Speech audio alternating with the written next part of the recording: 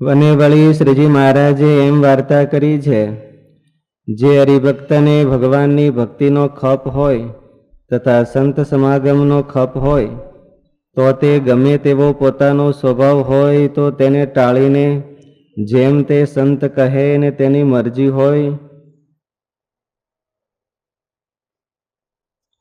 તેમ વર્તે, અને તે સ્વભાવ તો એવો હોય જે ચૈતન્ય સાથે જડાઈ ગયો હોય તો પણ તેને સત્સંગના ખપવાળો ટાળી નાખે. તે ઉપર પોતાની વાર્તા કરી છે. અમારો પ્રથમ ત્યાગી સ્વભાવ હતો, પણ જો શ્રી રામાનંદ સ્વામીના દર્શનનો ખપ હતો તો મુક્તાનંદ સ્વામીની આજ્ઞાને અનુસારે વર્તા, પણ અમારા મનનું ગમતું કાંઈ ન કર્યું. અને વળી જે હરિભક્ત હોય તેને કઈ જાતની આંટી પાડવી તેની એમ વ્યક્તિ છે જે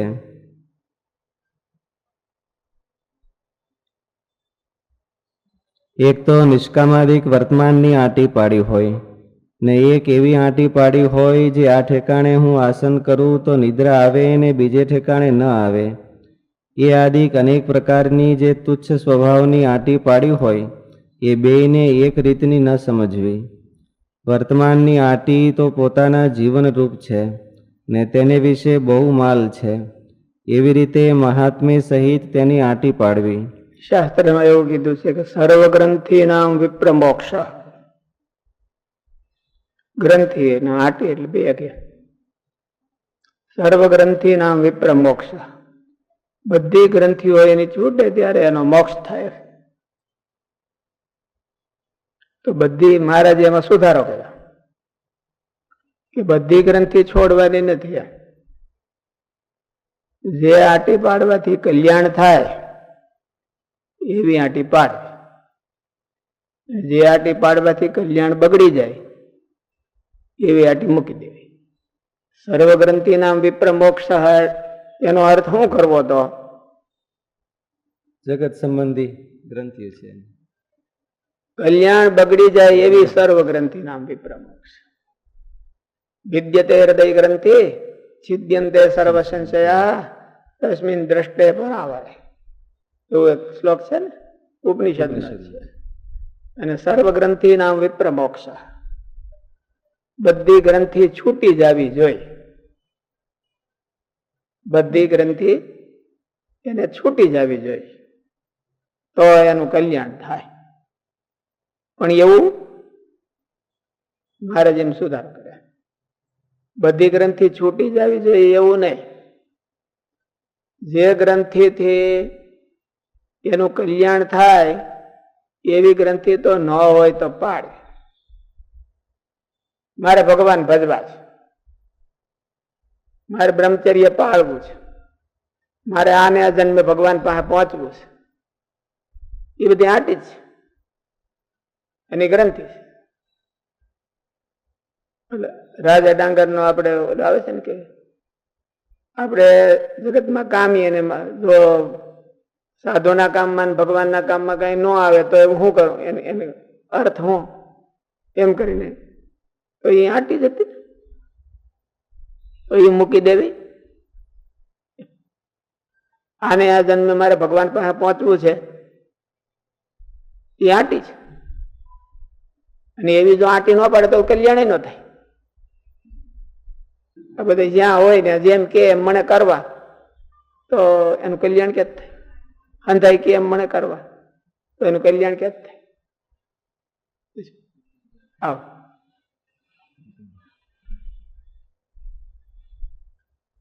એટલે સર્વ ગ્રંથિ નામ વિપ્ર મોક્ષ, એનો અર્થ એવો નહીં કે બધી ત્યાં ખુરશી ઉપર દઈ જાવ ને, આ તો આની કોઈ આગળ જાવ, આવી જાવ, આની કોઈ આગળ જાવ, ખુરશી ઉપર. એટલે સર્વ ગ્રંથિ નામ વિપ્ર મોક્ષ એ સિદ્ધાંત છે. પણ એનો અર્થ શું કરવો? આંટી પાડવી તો જે આંટી પાડવાથી કલ્યાણ બગડી જાય એવી આંટી બધી મૂકી દે. મને આજ ભાવે, હું અહીં હું તો નિદ્રા આવે, મને આની અરે બને નહીં, એ ભગત છે તો મને એની હારે બને નહીં, એવી બધી આંટીઓ પાડી હોય તો એને મૂકી દેવી. કારણ કે એમાંથી કલ્યાણ બગડે છે. ચિકિત્સા કરવાની છે કે જે આંટી પાડવાથી ભગવાનની નિષ્ઠા છે એ એક જાતની આંટી જ છે. ભગવાનની નિષ્ઠા થાય છે એક જાતની આંટી છે. કે મારે તો તુલસીદાસજીએ એવી આંટી પાડી કે ધનુષ બાણ લ્યો હાથ. વૃંદાવનમાં દર્શન કરવા ગયા તો શ્રી કૃષ્ણ ભગવાનના દર્શન કર્યા, પણ તુલસીદાસજી કીધું કે ઓ મહારાજ, તમે મૂર્તિ તો તમારી બહુ છે, પણ તુલસી મસ્તક તબ ન મેં જબ ધનુષ બાણ લ્યો હાથ. મને તો રામની આંટી છે, એટલે એ જો મને તમે ધનુષ બાણ લઈને મને દર્શન દો તો મને બધા, તો એ હારી આંટી છે. હારી એટલા માટે કે ભગવાનની એક નિષ્ઠા એને થાવી જોઈએ, અને એવી આંટી એ ન રાખે તો એનું કલ્યાણ ન થાય. કલ્યાણ દેનારી આંટી છે, ભગવાન સંબંધી આંટીઓ છે એ કલ્યાણ દેનારી. જગત સંબંધી આંટી પાડી હોય કે મને તો આની હારે બને નહીં, મને આને આવું ફાવે નહીં, મને આમ ન થાય, એવી જગત સંબંધી આંટી છે એ મૂકી દે, ઓલી આંટી પાડે. સર્વગ્રંથિ નામ વિપ્ર મોક્ષ એવું શાસ્ત્રમાં કીધું છે.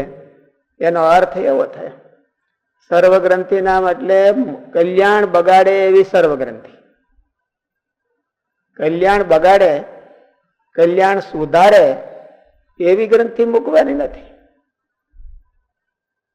આપણે એમ કે સાધુ થવા તૈયાર થયા હોય ત્યારે આંટી પાડી હોય બસ મારે સાધુ થવું જ છે, અને ખરેખર ની આંટી પાડી હોય તો બીજા સમજાવે તો મૂકી દેવી. અને તો બહુ સારું સમજાવે. શું સમજાવે કે ભાઈ ગ્રહસ્થ થયા હોય તો ઘરના પૈસાનું ખાવું, આ સાધુને તો માગીને ખાવાનું. અને કઈ આપણે ભજન કરીએ, આપણે કમાઈને ખાઈએ અને ભજન કરીએ તો એ બધું મળે, અને સાધુ તો બીજાનું ખાય એટલે એમાંથી એને ભજન કરે એમાં થોડુંક એને દઈ દેવું.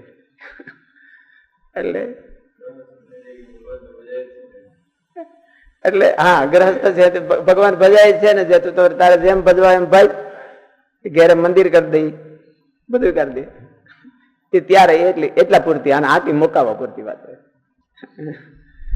એટલે એવી આંટી કલ્યાણપ્રદ આંટી છે એવી ન મૂકવી. ભીષ્મએ કીધું, ભીષ્મ ને પરશુરામને ક્રોસિંગ થયું એટલે પરશુરામે એવું કીધું કે તું કા અંબાને પરે અને કા પરશુરામ હારે યુદ્ધ કર. તું કાં તો પરશુરામ હારે યુદ્ધ કર, પરશુરામ તો એના ગુરુ થતા હતા, કાં પરશુરામ હારે યુદ્ધ કર ને કાં તો અંબાને પરે.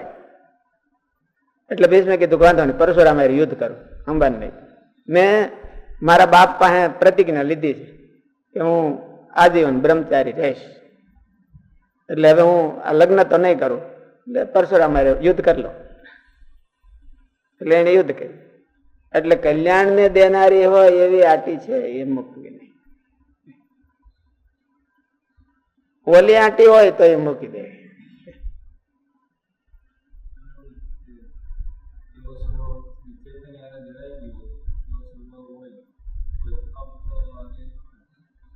કપ હોય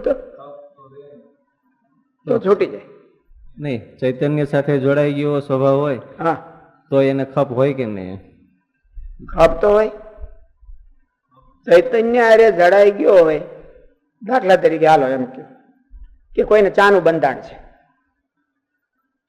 તો ચાના બંધાણી બધા છે એ નાસ્તિક જ હોય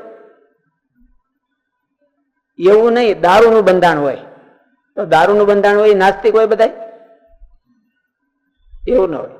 દારૂનું બંધાણ તો એને કુસંગની સોબતમાં થઈ ગયું છે. કે ચાનું બંધાણ છે એ તો અત્યારે જનરલ બધાને થઈ ગયું છે કે ઘેરે હોય ને બાપ દાદા બધા પીતા હોય ને એમાંથી હાલ્યું આવ્યું હોય તો એને બંધાણ થઈ ગયું છે. તો એને કઈ કલ્યાણના ખપ આ કોઈ રિલેશન નથી. અને જેને ચાનું બંધાણ ન હોય એ બધા કલ્યાણના ખપ વાળા હોય? હારું દારૂનું બંધાણ ન હોય એ બધા કલ્યાણના ખપ વાળા હોય એવું ન હોય. એટલે જે આવા સ્વભાવો જે પડી જાય છે એ તો કુસંગને લઈને પડી જાય છે, છતાં એને ખપ હોય કલ્યાણ. એ દૈવી જીવ હોય તો એને કલ્યાણનો ખપ હોય, અને કલ્યાણનો ખપ જાગે તો જાનું બધાને ફટ મૂકી દે હોતે. એટલે એમાં મહારાજ એવું કીધું કે સાધુ કે મૂકી દે, ભગવાનને રસ્તે નડતું હોય તો એ મૂકી દે. આમાં એમ જ કીધું છે ને કે જે પોતાનો સ્વભાવ હોય અને સત્સંગમાં એને નડતો હોય તો કલ્યાણના ખપ વાળો મૂકી દે. એટલે કલ્યાણનો ખપ હોય એટલે ઓલા સ્વભાવ ન હોય એવું એને રિલેશન કોઈ નથી, અને એવા સ્વભાવ ન હોય અને કલ્યાણનો ખપ હોય જ એવું કઈ રિલેશન નથી. ઘણી વખત કલ્યાણનો ખપે હોય ને સ્વભાવનું ઘર હોય, પણ જો ખપ વધી જાય તો સ્વભાવ મૂકી દે.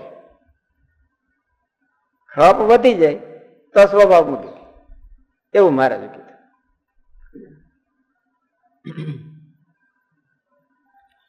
અને વળી જે હરિભક્ત હોય તેને બધા માનો કે જોબન પગી ને ઓલા મુંજો સુર ઓલા લુહાણા હતા ને, જો ને હું નામ મહારાજ વખતે મેઘજી મરા મેઘજી લુહાણા હતા ને આપણે જુનાગઢ બાજુના. એટલે પછી મહારાજના ભગત થયા, ચોરી કરવાનો સ્વભાવ. તે પછી મહારાજ ભેળા પાર્ષદ તરીકે રહ્યા. તે એમાં એક ગામમાં ગયા, એની ત્યાં બાયુ માણસો એ મહારાજને એવું કીધું કે મહારાજ આ હોનાના ઘરેણા છે અને તમારા માટે બનાવ્યા છે. એટલે મહારાજ કે આખડી તમારી પાસે રાખો, અમે મગાવી લો. એટલે ઓલો મેઘજી તો પેલાથી એમ કે ચોરીનો ધંધો કરતો હતો, એટલે એની દાઢ દખડી. એટલે મહારાજના પાર્ષદ હતા તો એ મહારાજ પાસે રજા લઈને કે મહારાજ થોડું ઘેરે કામ આવ્યું છે, જવું છે. તો ઘેરે ન ગયા અને સીધા ઓલા માજી પાસે ગયા, એમ કે એને ઘેરે ગયા. પછી મહેમાન થઈને રહ્યા. એટલે આ મહારાજની હારે એને આ ડોશીમાં તો ભાડ્યા હોય, આ તો કે મહારાજના પાર્ષદ છે એટલે એને ખૂબ સન્માન કર્યું. એને બધું જાણી લીધું કે ક્યાં ઓલો વખાણ કર્યા છે કે તમે મહારાજ માટે ઘરેણા બહુ સારા કર્યા, નહીં તો તમે બહુ સારું કર્યું. પણ મહારાજ હવે માગી લે, એને સુરક્ષિત રાખ્યા છે ને ક્યાં. એટલે તો ભગવાનના પાર્ષદ હોય તેને કહેવાય ને કે હા એ તો મેં જો અહીંયા આગોઈમાં પાસે દાટી દીધા, કોઈ મળે એમ નથી. એટલે એને જાણી લીધું હોતે. જાણીને પછી રાતે ઓલા બધા સુઈ ગયા છે, નાગા પાસે આવે છે તો કાઢીને વહી ગયા. અને ભાઈ ને જઈને તો ઘેરે જવાનું હોય, પછી વળી પાસે મહારાજ પાસે પાર્ષદ થઈ ગયા હોય. એટલે ખપ હોય, ખપે હોય મહારાજ નો, અને પેલા સ્વભાવ પડી ગયા હોય. એટલે સ્વભાવ છે એ તો કુસંગ ને લઈને પડ્યા હોય, અને ખપ છે એ તો દૈવી જીવ હોય તેને મહારાજ નો ખપ હોય. પણ જો એને મહારાજ નો ખપ વધી જાય તો સ્વભાવ બધા વ્યાજ, અને સ્વભાવનું જોર થઈ જાય તો પછી મહારાજ નો સ્વભાવ છે એ પછી એને સત્સંગમાં ન રહેવા દે, અને લઈને બીજી ગાડી લઈ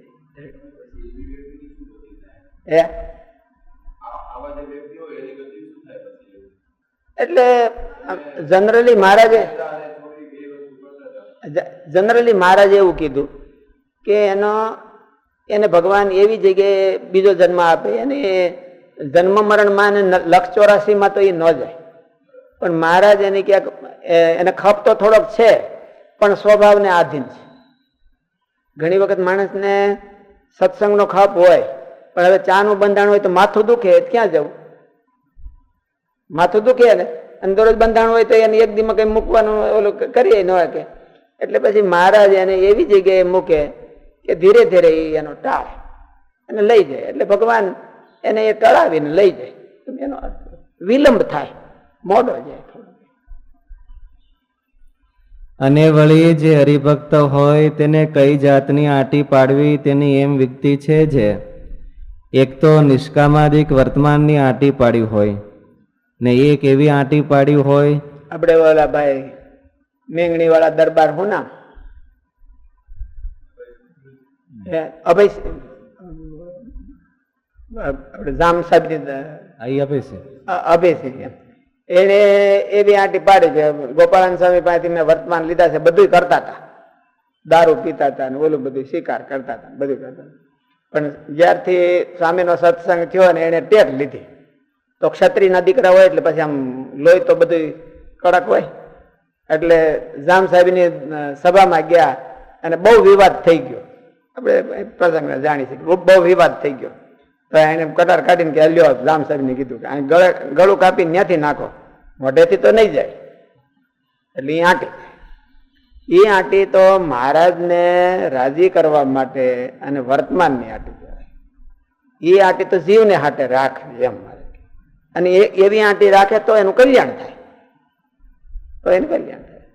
હવે એમ મૂકી દે કે બાપુ તમારે મોટા છો તમે તો કાંઈ નહીં વાલું દે ઓલું કરી નાખી, તો એ આંટી ન કહેવાય, એ પેલું ઢીલો સ્વભાવ કહેવાય.